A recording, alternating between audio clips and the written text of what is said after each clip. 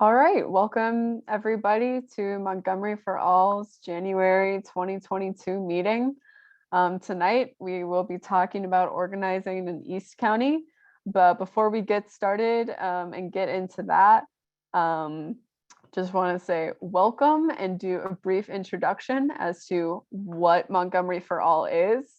And in case some of you have not been to one of our meetings before, if you're new, a special welcome to you. Montgomery for All, we are a grassroots citizen-led organization that is organized by the Coalition for Smarter Growth. And we have come together around Montgomery County's new general plan called Thrive 2050. And we, back in early 2020, put together a platform for that plan that includes wanting the general plan to allow for more housing options, protecting vulnerable communities, providing equitable, safe access to amenities, a world-class transit network, and so much more. And so we are now a member organization. You can join Montgomery for All. It's a $5 annual membership. And if you would like a fee waiver, feel free to contact me at jane@smartergrowth.net. Anyone who lives or works in Montgomery County is welcome to join. And at this point, I believe we have over 130 members, which is amazing. So thank you all for joining and becoming members. And if you aren't a member, there's no wrong time to become one. Members, excuse me, are able to vote in our annual elections in September for our steering committee, as well as for our advocacy priorities. And right now we are entirely laser focused on Thrive 2050. And after Thrive 2050 is passed, we will be focused on implementing it to make its vision come to fruition.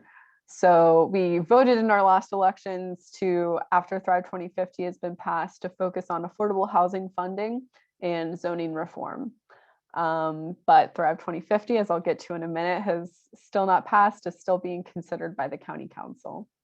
But I will give a special shout out and promo to our website, montgomeryforall.org, number 4, which I have spent a lot of time over the past 2 or 3 weeks making it a better website. So I urge you all to go check it out. We have a page on there that I think will be especially helpful and useful for people about how to testify at public hearings at either the county council or the planning board. It includes a bunch of resources, including sample testimony, a video of a workshop that we did before, guidance on like what is the structure of testimony, how to submit it, so much stuff. There's a ton of information on there that's hopefully pretty easy to digest. So I urge you all to check it out. We also have a lot of information about Thrive on there. And let me know if there's anything that you think is missing from the website that I should include. Then about Thrive 2050. So over the last few months in November and December, there were 2 listening sessions that the County Council held. And these were in addition to the official public hearings on Thrive 2050 that happened last summer. So these were listening sessions on the Planning, Housing, and Economic Development Committee's draft. And they were largely really successful from our perspective. There were over 80 people who signed up. Actually, there was something like 130 people that signed up, but some people didn't show, so there ended up being like 84 speakers or something over the 2 nights. And it was a majority of people supported Thrive and were advocating for its vision, which was really exciting. And because there was a requirement that if you had spoken at one of the County Council public hearings before, that you weren't allowed to speak at one of the listening sessions, it was really cool to see that there were a lot of new people who hadn't spoken before, including some Montgomery for All members who hadn't had a chance to speak before. So that was great. In addition to those listening sessions that were held by the County Council, this month, Council President Gabe Albornoz, who is in charge of scheduling things at the council, including when Thrive gets voted on, decided to host additional listening sessions at the Regional Citizens Advisory Board meetings.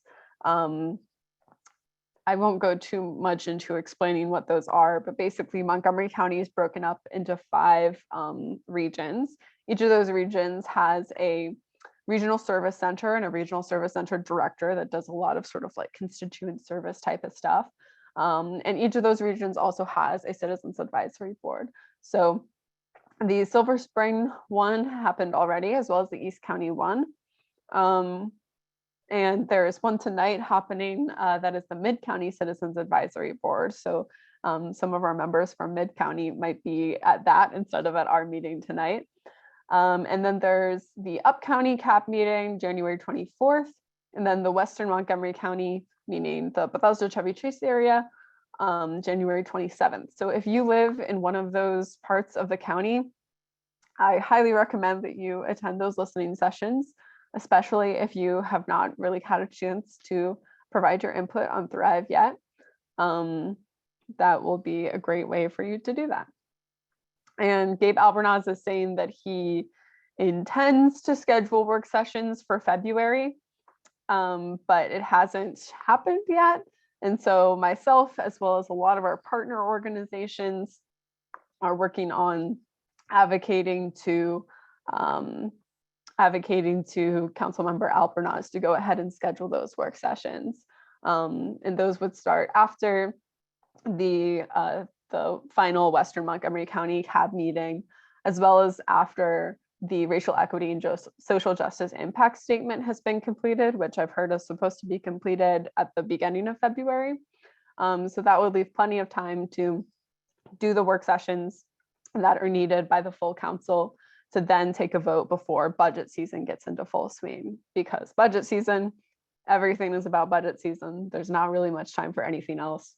And right after budget season puts us at the election. And after that is basically the lame duck period. And it's anybody's guess what gets done during that time. So we really want to see Thrive get done before all of that happens, so that it gets done with this council term. I think that that's it for updates.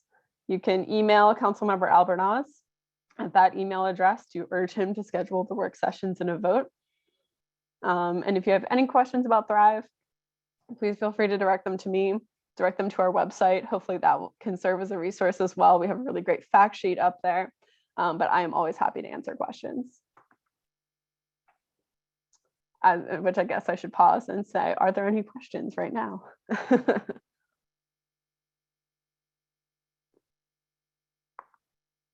Look at the chat real quick. Thank you, Kevin. The Silver Spring one went well, the Silver Spring CAB meeting. And yes, the Mid-County, Natalie points out the Mid-County CAB meeting is happening right now. So if anybody wants to step away from this to attend that, I will understand. I will understand, even though this is going to be an amazing conversation. So you should all stick around. All right, then. I think that is my last thing here. So I will stop sharing and I will switch over the conversation to introduce our amazing panelists. So tonight we're talking about organizing in East County, and we'll talk a bit in a second about what is East County and what does that mean. We have 4 amazing people with us tonight, as well as I'm sure many residents of East County and other organizers and activists from East County. And so this will be a conversation that that I think is very rich and has a lot of different perspectives. So first we have Robert Stubblefield. Let me pin Robert here so everybody can see him. Let me see if I can pin multiple people. Yes. So we have Robert Stubblefield, and he is oh no, I forgot to pull up your bio from Courageous Conversations that you told me to use.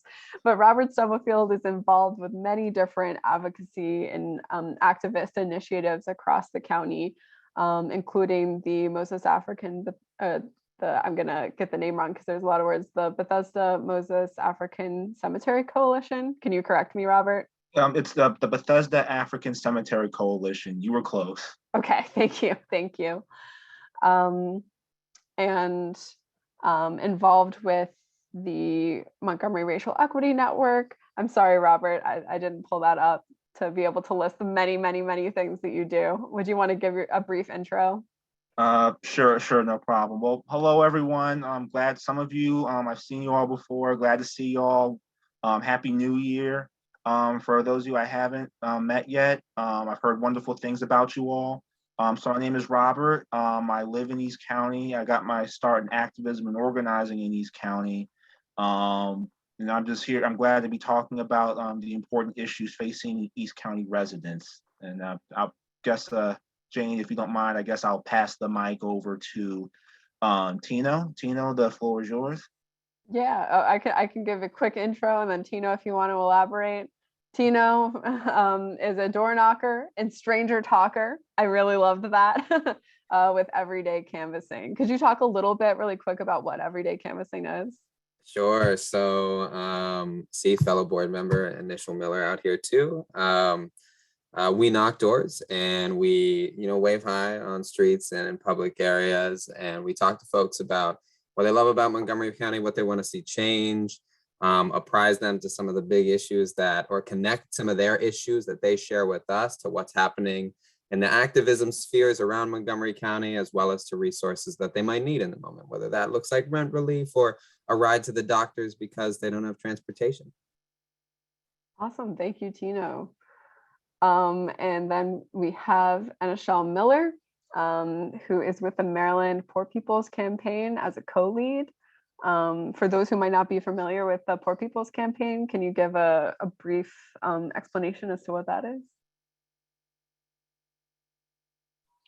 Well, hi, everyone. Thank you. The Maryland's Poor People's Campaign is an coalition in the sense of that they try to fulfill the needs of impacted persons throughout the entire United States. But here in Maryland and Montgomery County, they are focused on impacted persons. And we address issues as it relates to policy. And we try to tell the stories of those impacted persons through policy and changing policies that affect individuals who have hardships, as well as those who have things as it relates to union and work-related issues. And right now our focus is outreach. And I am a board member of Everyday Canvass, and I am elated to be a part of Everyday Canvassing as well, because I get the chance to, as we're door knocking, to actually help facilitate some of the services that residents need when they're in dire need, whether it's rent related or housing, food insecurities, and things of that nature. So thank you. Yeah, thank you. Last but not least is Sundjata Suma, who is a longtime Montgomery County resident and volunteer activist, and is on their way home from work right now. So it will not be putting their video on, but would you like to add anything else to your introduction, Sundjata? Yeah, I just want to say hi. Thank you for having me. This is a great opportunity to, share my experiences as a longtime East County resident. I grew up here, so I feel like this is my home, and I'm glad to be a part of this effort to improve my home. Thank you. Awesome. And thanks to all four of you for being here tonight and being willing to talk about your experiences, both as residents and or as activists. Both of those experiences are things that we are interested in hearing about tonight. I have a few questions to kind of get the conversation started, but we'll also want to hear questions from all of the attendees, as well as questions that are informed or sharing your own experiences from doing your own activism or living in East County. But to get us started, because I know that we have some people here who have lived in Montgomery County for decades, some people who have only lived here maybe a few years, and might not be as familiar with the term East County and all of the different regions of Montgomery County, and what that means. So to get us started, this isn't necessarily directed to any one person, but if anyone is interested in taking on this question, how would you define the geography of East County to those who might not be familiar? And what makes East County its own unique region of Montgomery County? Anyone want to tackle that to start? I'll start with the second half with what makes East County its unique region. What makes East County unique, at least to me, is the diversity. This is, in fact, per county records, this is the most diverse area of Montgomery County. And what I love about not just the diversity of people, the diversity of people by itself is beautiful. I can go anywhere like in Briggs Cheney, White Oak, and I can hear a multitude of different languages from Amharic and Ge'ez to Francophone, people from the Francophone part of Africa, to Spanish, even a little bit of Arabic here and there, which I think is wonderful. I also love the fact that there's a diversity of artwork reflecting some of that experiences. The other thing too, reflected with that diversity, is that what makes us unique in a positive way, and I'm going to say in a positive way, which ties into languages, is the fact that because you're surrounded by all this multitude of cultures, people, at least most people here, seem to be more open-minded and receptive to learning about different cultures, different religions, why people think the way they think and how that culture influences them. Unfortunately, this is where it gets a little negative here, but kind of ties into some of the issues, is that this is one of the most over-policed, if not the most over-policed area of the county.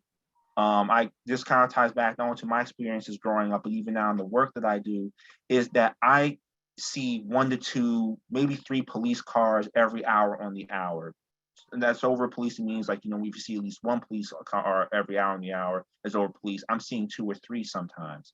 Whereas if you go to other parts of the county, you don't really see that. You don't see them being over policed. I mean, you gotta look high and low for a police car, which kind of ties into other issues that we probably don't have enough time to talk about, but that kind of ties into some of the things too, like what makes it unique, both good and the bad. And then as for the geography part, now I gotta tackle the first part. Per county maps, East County goes from the Howard County border, which is kind of with Howard County border, all the way down to it includes also, if you go down, it includes part of the PG County border, because where we're at, PG County is literally a hop, skip, and a jump. And it includes communities Burtonsville, Briggs Cheney, the White Oak community, all the way down to Tacoma Park. That's pretty much East County in a nutshell, geographically wise and diversity wise. I can go next. I'd say when I think about the geography of East County, I go back to growing up, being in high school, and you want to go see your friends who may live in a different neighborhood, and what should be a 5-10 minute walk, I have to take shortcuts and jump over fences and stuff to go see my friends. So I'd say that East County is somewhat plagued by I guess that suburban civil engineering, that suburban sprawl design that kind of creates these disjointed neighborhoods that kind of make intermingling a little bit more difficult, traveling from here to there a little bit more difficult. And I'd love to see some more improvements on that. And I don't know exactly what those improvements might be, but there's also a lot of green space that I feel like is being underutilized, and I'd love to see some improvements in that. So, yeah, that's kind of what I think about when I think of, at least geography wise. It's very car centric, in my opinion. Jane, may I speak? This is Pete Nyokin. I'm the president of the Tamarack Triangle Civic Association. If I could share my screen just for a minute, I want to show you the map of East County. East County doesn't go all the way down to Tacoma Park. It goes down to Hillendale, basically on either side of New Hampshire Avenue up to Ashton, and then across to Burtonsville, all the way to the PG border and down, and then down back to, and that's the area that encompasses the East County Regional Service Centers region. And that's what we call East County. Great, thank you, Peter. I appreciate that. Yeah, that is how it is officially sort of identified by the county. And as I was talking about earlier with the regional service center areas. Tino or Eneshal, do you have anything that you want to add? Well, I would say I moved here in 1999 with my husband and son, and I've always viewed it as sort of it's filled with young professionals who are just filled with the want to have social gatherings. And I always see that high participation when events come. I literally see everyone show up, that whether it's students, older generations, middle, just everything in the middle. So it is a suburb. It is certain pockets where it is very diverse. And I always define it as undefined. That's a good answer. Tino? I was in East County, I guess, implant for a lot of my work and a lot of my relationships, right? I grew up and went to Blair High School and commuted up and down University Boulevard for basically my whole life since I went to elementary school at Forest Knolls. And some of those areas that I commuted up and down were not actually, in East County. Now I'm in East County, or given with the new districtors. I'm right on the border there. So thank you for the welcome. I know you all were thinking in your head, you're like, welcome to East County, Tino. I actually always thought about East County. I don't have a lot to add to this geography question here. I always thought of it as like after the Trader Joe's on Columbia Pike, because I was right on the border always. So I'm interested in the future how this part of now East County that I live in, like right on the edge of Four Corners, will start to feel like East County and feel like one whole community, but nothing else to add to that. Those were all amazing responses and makes me even more excited for the future questions. So building off some of the things you all were saying in the first question, what do you see as the biggest issue or issues facing East County right now? What challenges does East County face that are unique to that part of the county specifically? There are certain things that we all face, like climate change, like, there's a billion different things, the county's slow job growth, but what challenges are especially unique to East County? And how do those other challenges that the rest of the county might be facing sort of reveal themselves in more unique ways in that part? Anyone is welcome to start. Hi, everyone. Eneshal Miller. What I see East County's biggest issue is although it acts as an airport, meaning it is able to bring in so many different diverse groups, the issue is that the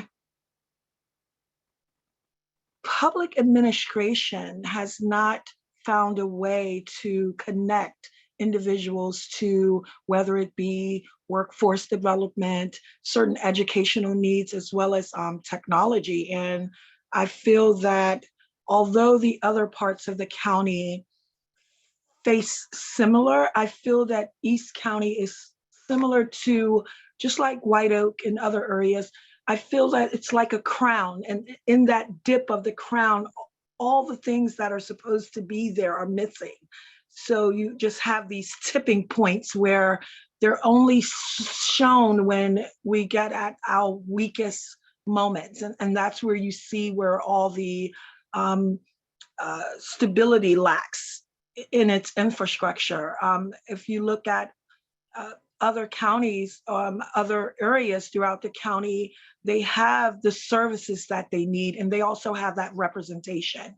So I think that is one of the biggest issues, is that the services have no representation.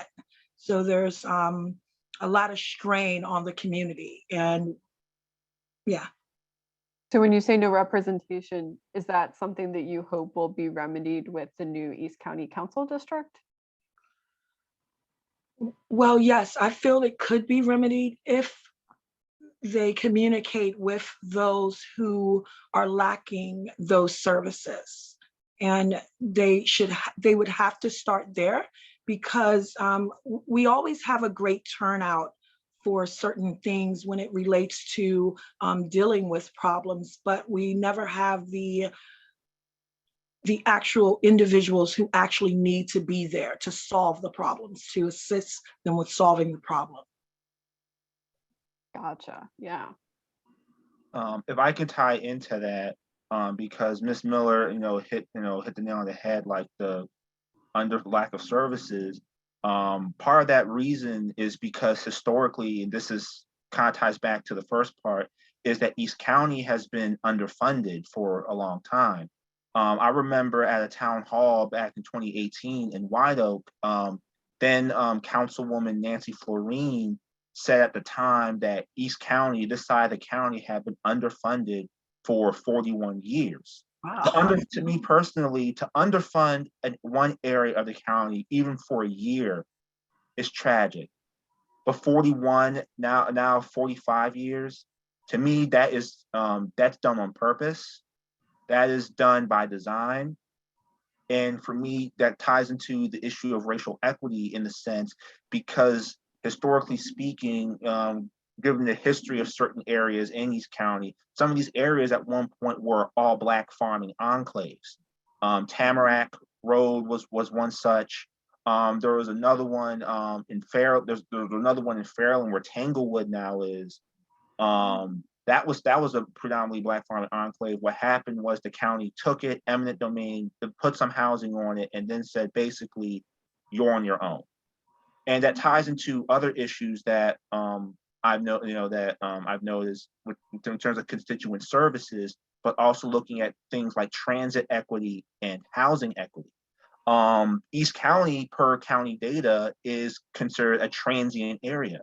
And transient means that people are leaving constantly. They're not really staying long enough to build community and build neighbors.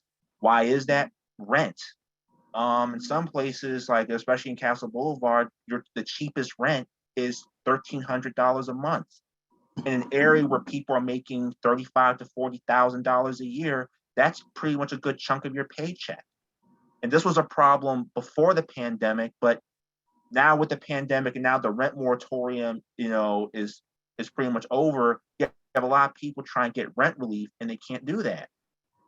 The other issue is transit equity.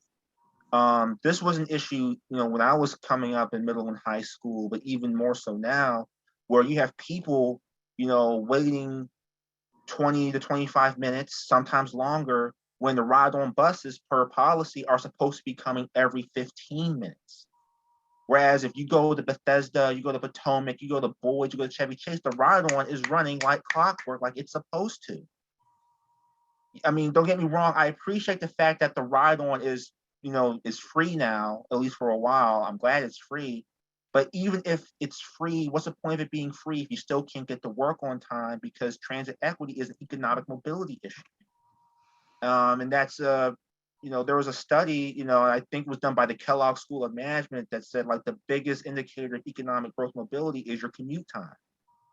And if your commute time is slow, then you're not making a lot of money. And that puts you behind on rent, it puts you behind on bills, and then pretty soon you can't afford to live where you're living to take advantage of a good school.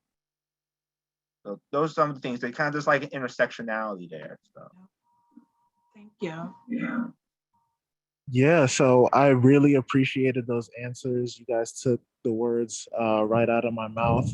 I'd say, to build on that transit equity, issue and how that ties into socioeconomic mobility. Um, like you said, it's getting cold outside. You're waiting outside 25 minutes for the bus, and it may not seem that much time, but for people who are already struggling, this is, I believe, the most vulnerable area of the county, and every second counts on that paycheck.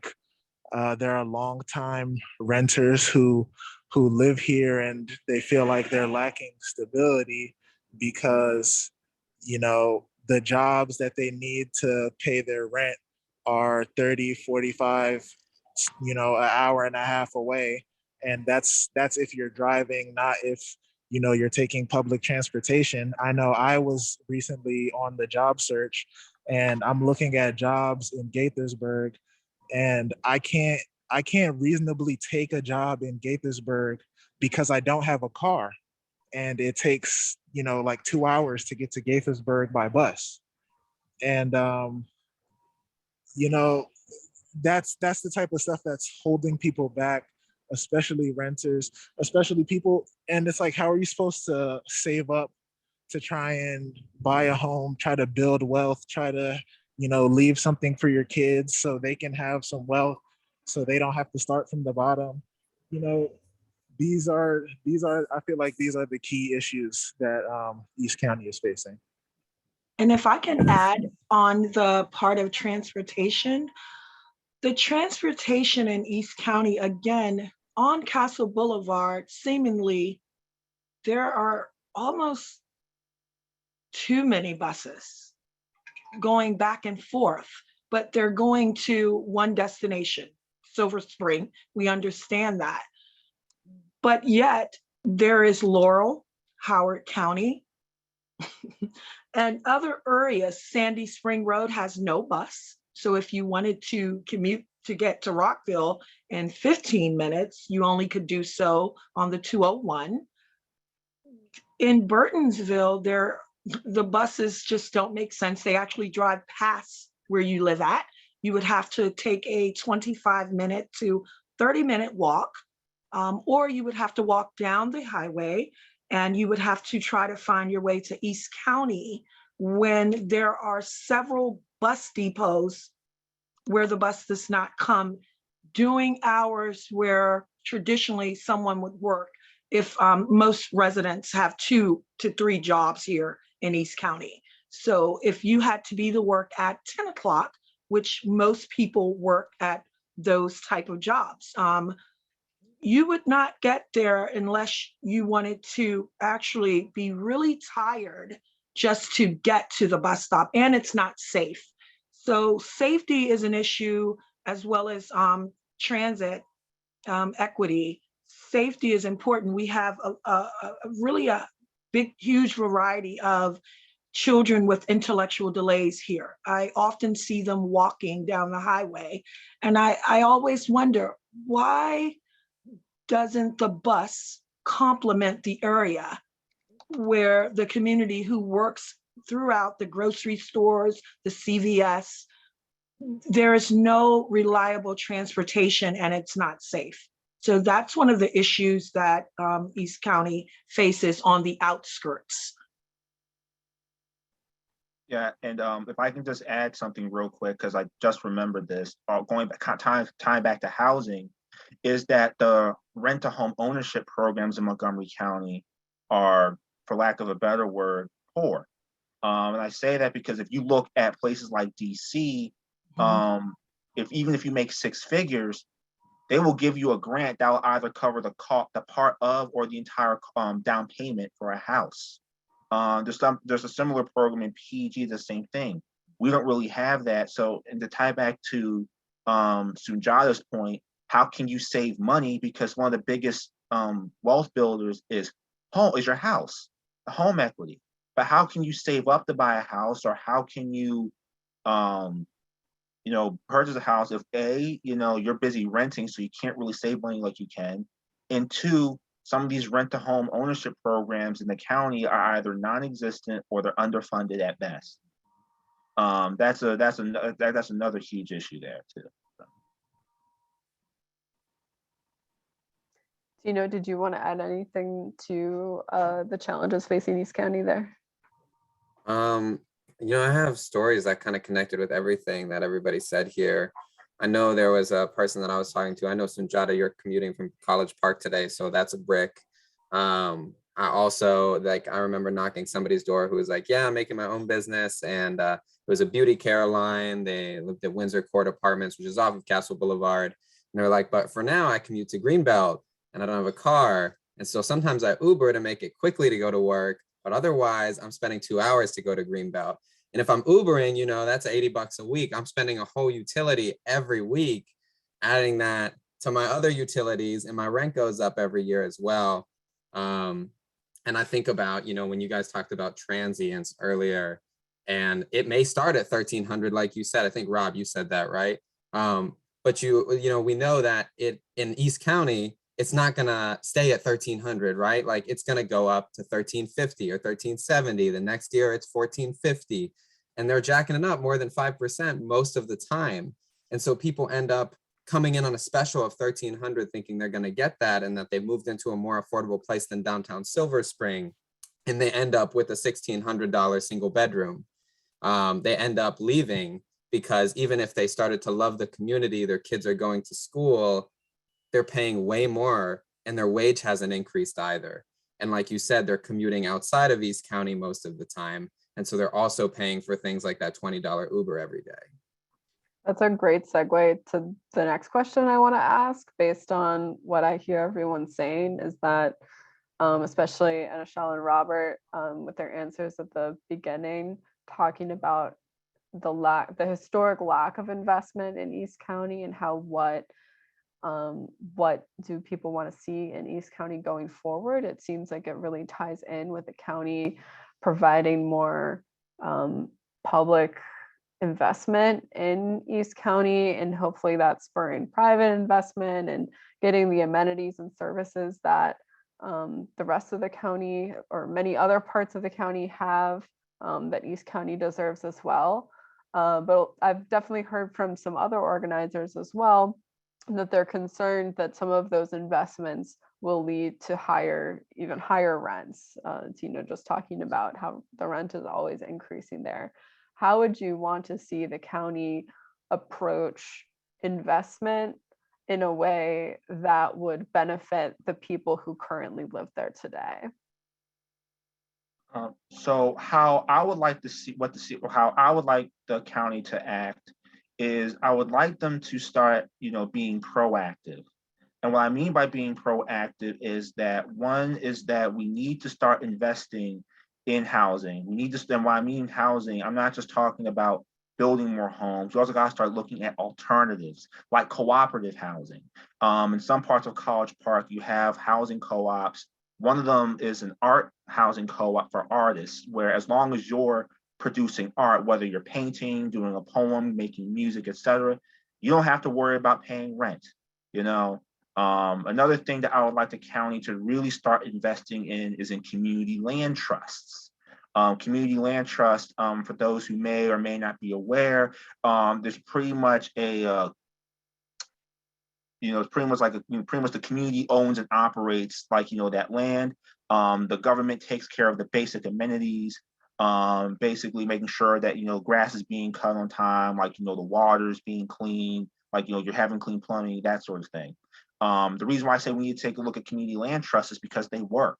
You look at places that have community land trusts, they've been able to weather gentrification a lot better than places that have not. The other thing too, for if we are still going to have rent, is that we got to take a look at rent stabilization. We got to take a look at rent control, because there should be no reason why people have the right to jack up the rent 5% every year when wages have remained stagnant for 40 plus years. And rent, I know rent stabilization sounds like a bad word. I know rent stabilizations. I meant, there's actually one in Burlington. There's also one in Southeast DC in Anacostia. I'm drawing a blank on the name. I just know it's in Anacostia, but it'll probably come back to me soon enough. But as I was saying though, is that we got to embrace rent stabilization. I know rent stabilization is a dirty word, it shouldn't be, because it works, because Tacoma Park has had rent stabilization for 40 plus years, and that's been able to keep people in their homes and I have to deal with like an abysmal increase in rent.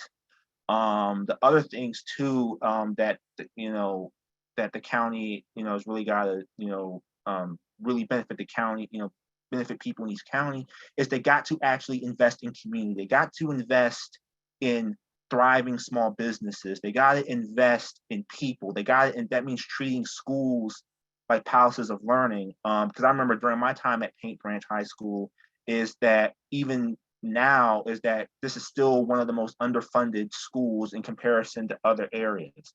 You got to treat people. You got to invest in people. One of the reasons why the Roman Empire was doing so well for a time, because as long as they were investing in people, they were succeeding. When they stopped doing that, they fell.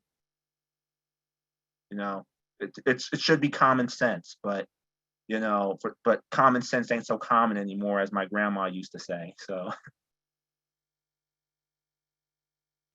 Thanks, Robert. I love that you have specific policy proposals, because I think that it's helpful to sort of think about, what are the actions that are really concrete that we can take. Anyone else want to add on to that? Can you rephrase the question? I'm sorry. Can you? Yeah, my question was, so a lot of what I heard from the answers to the earlier questions was that it's important to invest more in East County, invest in the services, invest in infrastructure such as transit infrastructure, invest in workforce development. But sometimes that can come along with fears of, and a reality of, displacement, of higher rents and property values. So how would you want to see the county approach investment so that it benefits the people who currently live in East County, and can hopefully mitigate displacement and gentrification as much as possible?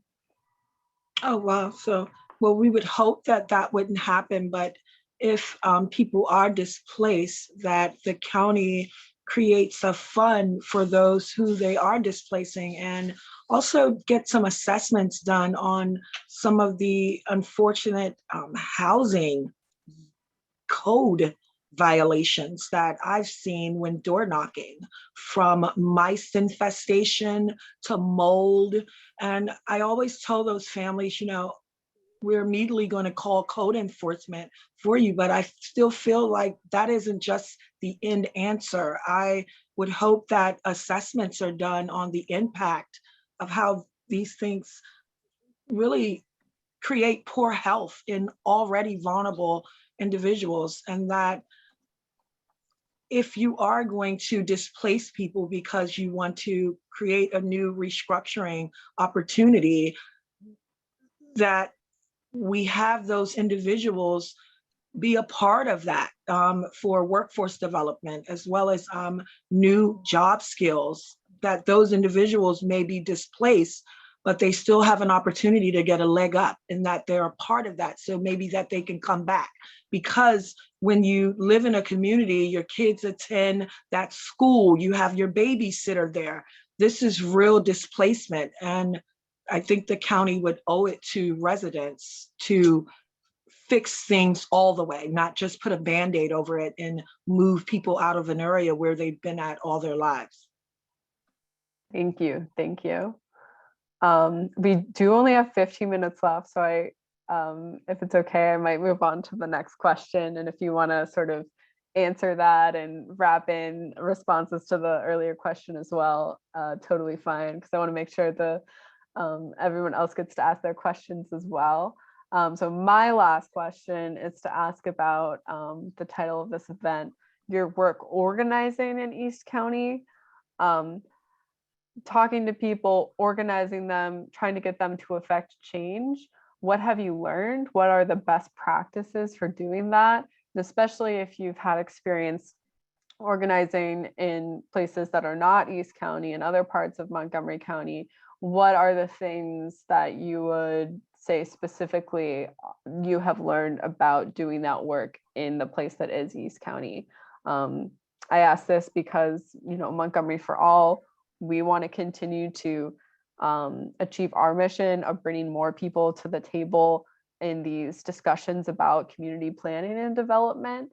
And so, you know, we're organizing. I'm an organizer. We have a bunch of awesome activists on this call tonight who I think would be really interested to learn, you know, what are those best practices for reaching out to people and getting them engaged in what's going on with policy and decisions that are being made at the county level.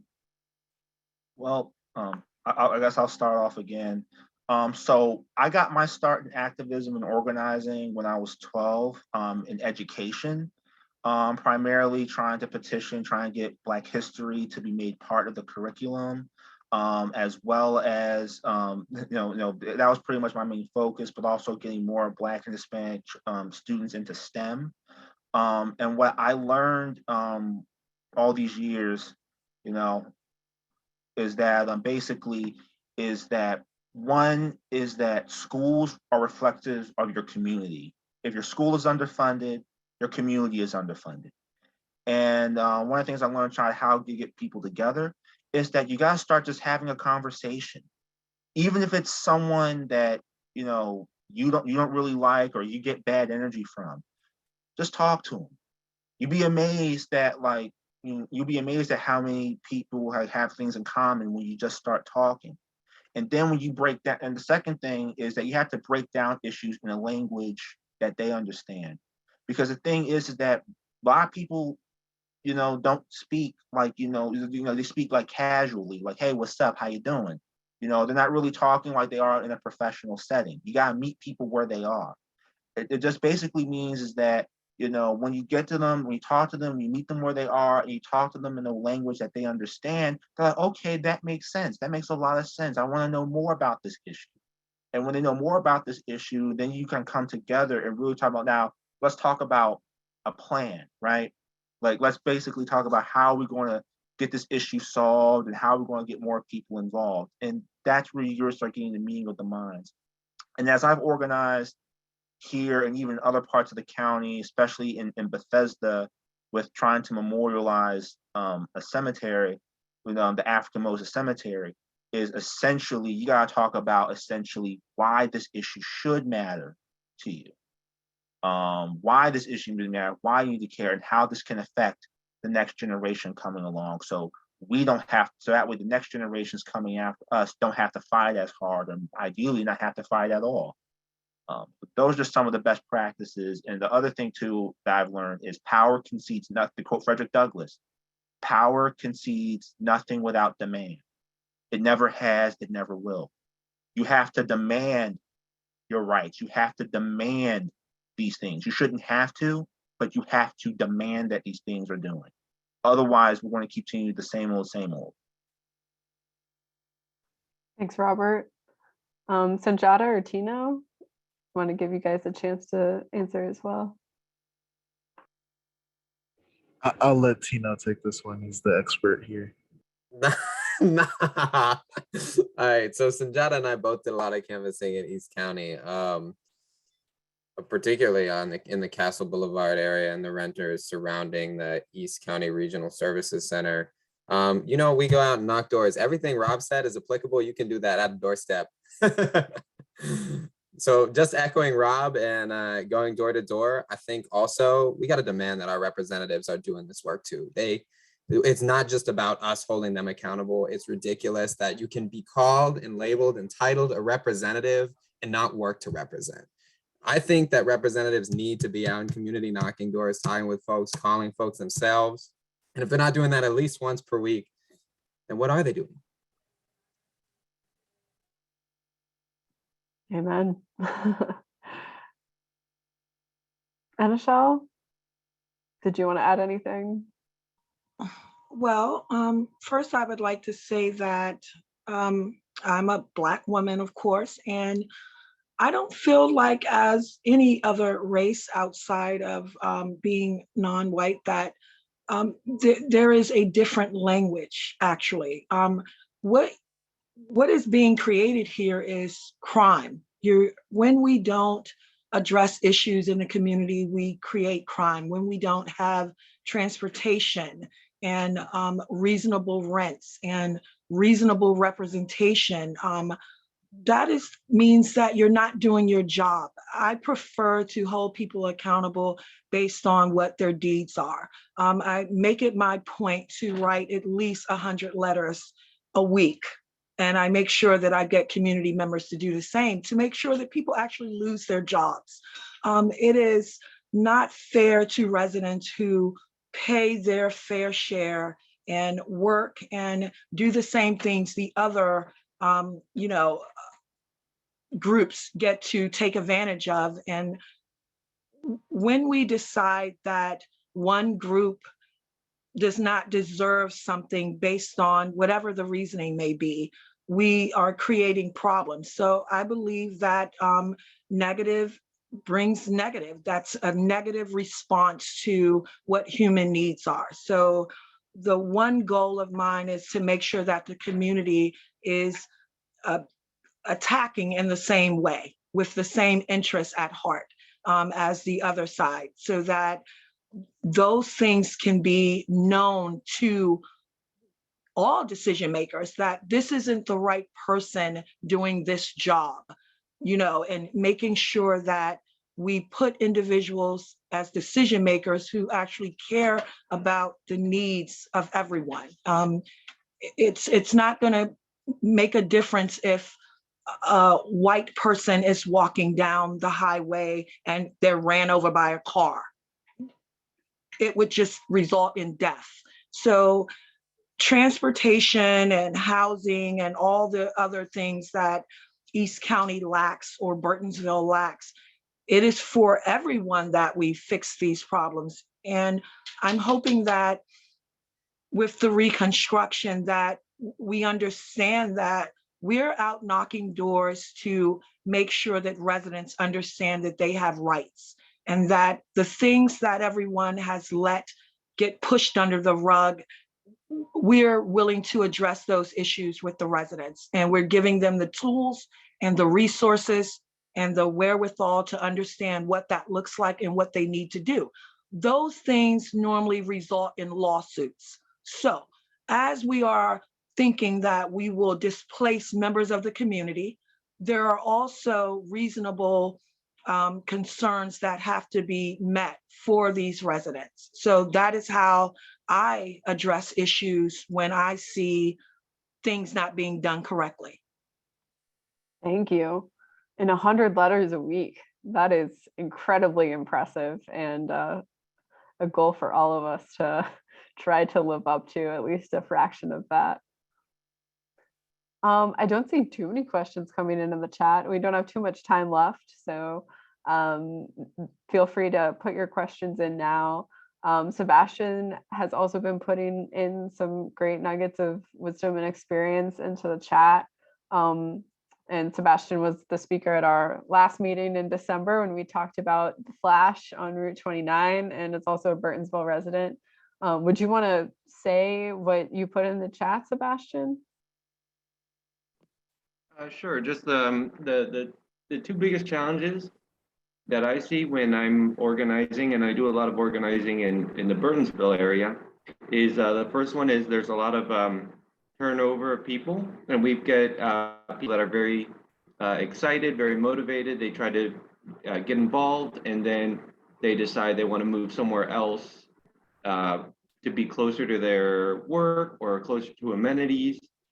So we see a lot of people moving, and it's due to a lot of the underinvestment that's in transportation and the land use that's been described earlier.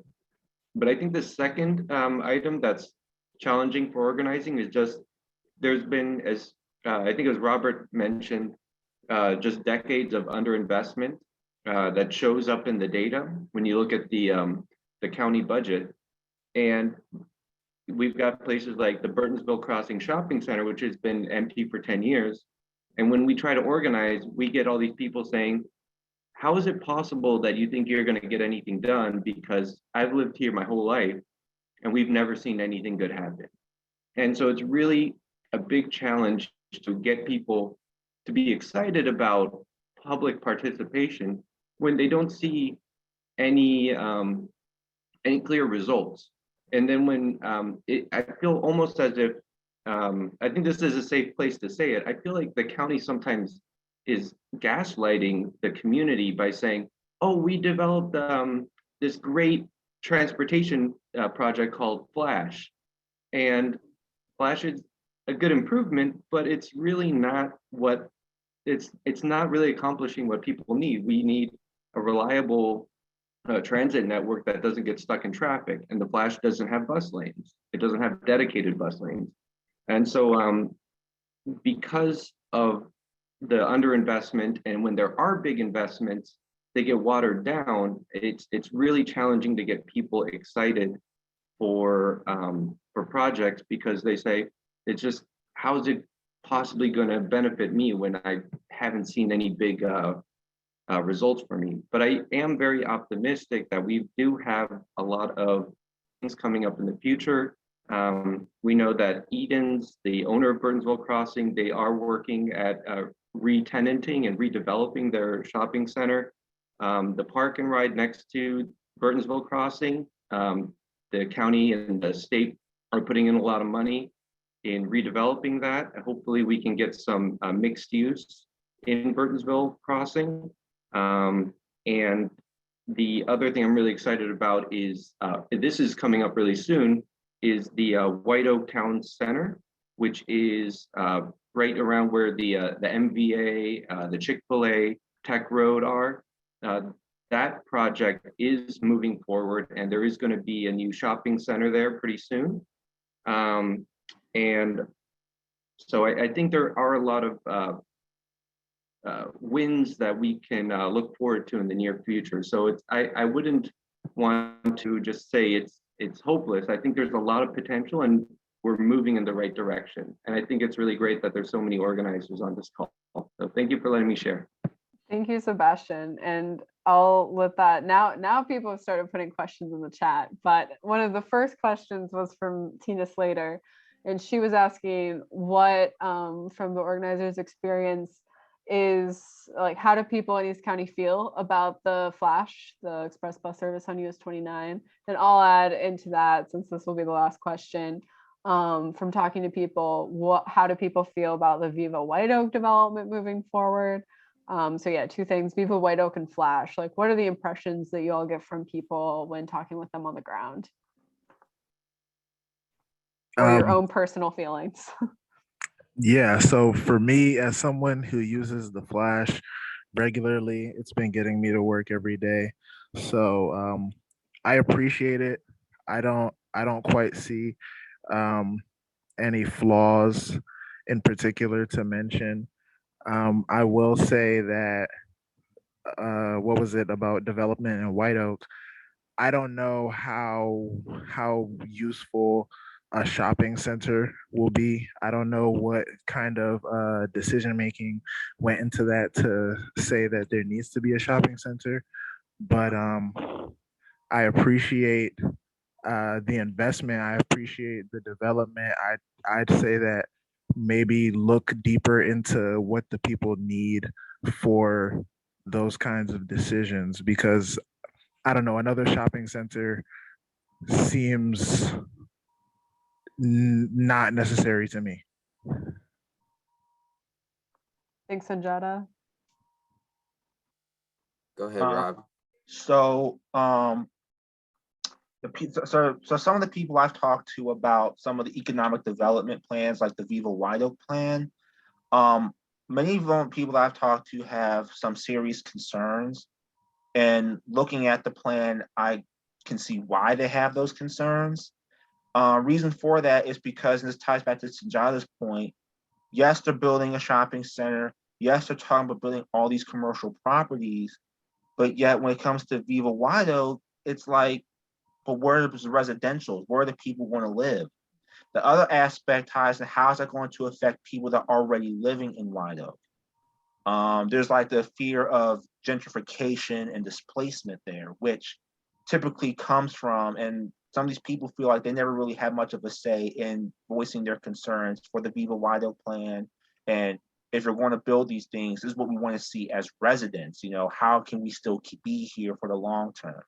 So they're just like those some of the main concerns I've had discussing from Viva White Oak. And the tying to Sundjata's point, the thing is, and the tying to Sundjata's point, it's like shopping centers. It's like unless there's going to be, for me, I'll add on to that, unless there's going to be a community benefits agreement, which is essentially you got to hire at least 60-70% of people that live in this community. No, that's the other thing too. Like, how are you going to hire people in this community? Are you going to train people in this community to work the jobs, or what's going on? So, Thanks. I put some info about Viva White Oak in the chat for people who aren't as familiar with it. And just to one of the things you said about there will be a significant amount of residential units, so that will be a part of the project as it is envisioned. But we'll see when that happens. As Sebastian commented on, it's been in the works for a really long time. Tino or Eneshal, any responses to that to sort of close us out? Is this the what have you learned question? This is what are you hearing from people on the ground, or what are your own feelings about the Flash service or Viva White Oak redevelopment? Well, far as the Flash is concerned, I just don't see the accessibility for disabled people, because you would have to literally use a wheelchair to roll yourself towards the highway, which is just dangerous. I'm not sure how kids with intellectual delays actually utilize, other than getting to the East County's hub, which would probably be the safest route for someone. And as far as Viva White Oak, it seems by now that we have so many diverse groups, you would think that we would have a satellite Montgomery College, but we don't. Where Burtonsville is basically a landmine and seemingly soon going to be a prostitution ring, because that's literally what it is right now. It's a parking lot. And who knows what goes on there. Most people are afraid when they get off the bus. It's already dark. And so I guess if all the investment goes into White Oak, then I guess the East County and Burtonsville will become a danger zone. And where is the new, Sebastian put in the chat that there is going to be a new Montgomery College campus. Where is it going to be? I think they're still studying where it's going to be, probably likely in the White Oak area. And it is in the county executive's capital budget, which was just, or the recommended budget, which was just released this week. Oh, Daniel is nodding no. So do you have more information? Yeah, actually, the proposal is to actually place it close to the engagement center, which is in Brooks Cheney. So I agree with Sebastian. They haven't, they haven't decided yet on the location, but the board is the Montgomery College board is looking to put it close to the engagement center that is there, because that's where the Gilchrist Center is, and that's where many of the health and human services are also offered as well. Thank you so much, Daniel. Thank you, Jane. Yeah, and I don't mean to just kind of tying into the East County campus of Montgomery College, because I think Mr. Larkin put in a question about the East County campus. I think that could help the area change for the better. I say that because typically colleges, when you put a college campus or somewhere, you do see a lot of economic development growth. You do see a lot of people, especially considering the fact with a lot of people who go to MC, if the closest campus is Tacoma Park and you gotta take the bus to get there, or you gotta spend money taking Uber, that causes problems. So I think it's going to be brilliant in the sense in terms of it's easier for people to go to. And I think it definitely can change the region for the better. The only concern that I have is that, like anything, there's a pro and a con. On the one hand, it brings about a lot of benefit in economic development. On the other hand, and we can look at places like Columbia University, when they acquired Harlem, they started, intentionally or not, they started gentrifying Harlem. And I think that's one of the things that we have to do when we bring this campus to East County, which I am in favor for. Let me be clear, I'm definitely in favor for it. But we definitely got to make sure that the residents don't feel like they're being pushed out or they're being squeezed more. So these both got to go hand in hand. We got to hit the education piece, that people are getting educated and that people can do continuing education, get their GEDs, and everything else, in addition to getting their associates. But at the same time, we really got to build up a community here. So, because that's got to be the other half of the coin. Thank you. Yeah, thank you. I think that's probably a good note to end on. I would be remiss, and maybe I should have mentioned it earlier, if I didn't mention the fact that because Montgomery for All is a group that is organizing and advocating around Thrive 2050, that in Montgomery County's original general plan, East County was removed as a growth corridor. And this was the original general plan from the 1960s. East County was not included as a growth corridor. The major growth corridor was I-270, which is why you see the corridor cities, as they call them, of Rockville, Gaithersburg, Germantown, Clarksburg. And so one of the major things that has been included in Thrive 2050 is a lot more corridors. So not just 270, but also a lot of east-west corridors, like Veers Mill, for example, as a really important east-west connection between Wheaton and Rockville.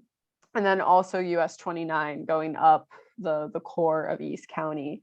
And so that's been included as, trying to redress the fact that, if we don't identify places for growth, they're not going to be places that are necessarily invested in. So that is something that Thrive is trying to grapple with. And unfortunately, we don't have any more time to really delve into that, but this has been a really great conversation about what does it mean to invest in a community?